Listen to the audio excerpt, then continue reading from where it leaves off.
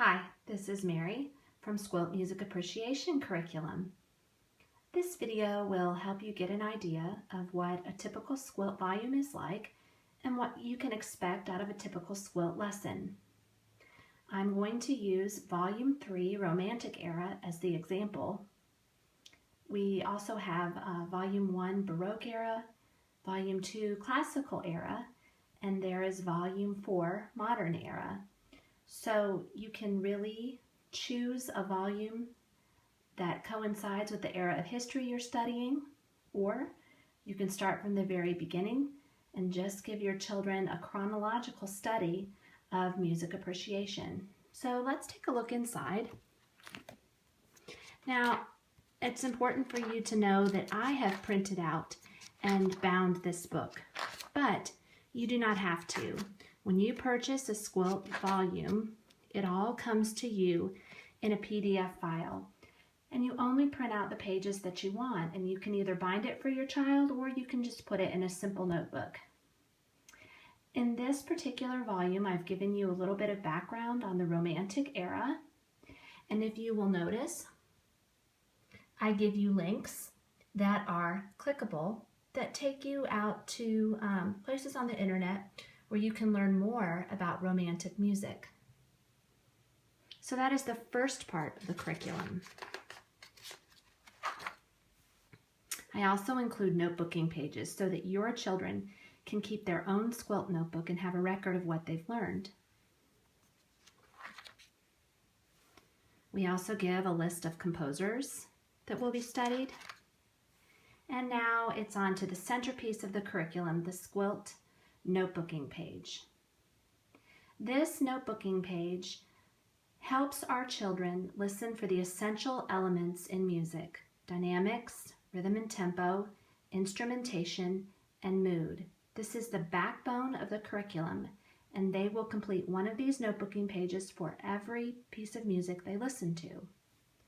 If you have a child that is not a writer yet, or maybe a child who just prefers to draw, I've also included a Draw What You Hear notebooking sheet as well. We also keep a list of their repertoire. That goes in their notebook. And then I ask that you print these sheets out for your children because this is going to help them learn the grammar of music. We have sheets about dynamics, sheets about rhythm, another about tempo, and finally one about instrumentation. Now let's get on to the nitty-gritty of the curriculum, the actual pieces. Each volume includes 10 lessons. For example, this first lesson is Schubert's Impromptu in G flat. It tells you, the parent, a little bit about the piece, and then it gives you a link that you click so you can listen to this. You don't have to purchase any music, it just takes you to an outside link. And I normally try and give you a second link as well. Then you will ask your child to listen to the piece quietly. That's why it's super quiet, uninterrupted listening time. When they listen to the piece the second time, then you will ask them to fill in the SQUILT notebooking page. And if you will notice, I have given you, the parent, all of the answers that you will need for dynamics, rhythm and tempo, instrumentation, and mood.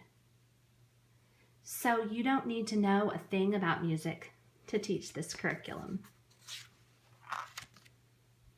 With each lesson, I also include enrichment activities. For example, in this one, we'll tell you that Schubert died at the age of 31, but he wrote over 600 songs. And then I provide more links for you to learn about Schubert. And then I have also included a notebooking page of Franz Schubert that your children can complete and put in their SQUILT notebook. So this is repeated for all 10 lessons in the book. The second lesson in this is Dies Irae from a Requiem by Hector Berlioz. Again, we go through the same process. I give you all the answers you need. And in this piece, you'll notice it says 16 timpani are used in this piece. And so the supplemental activity for this lesson is learning all about timpani. And we've even got video links that help your kids learn a lot more about timpani. And then there is a notebooking page about the timpani and some enrichment about Hector Berlioz and a notebooking page.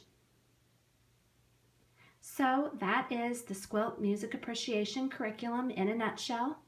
The only things that you need to teach it are an internet connection and basic school supplies and a willingness to learn.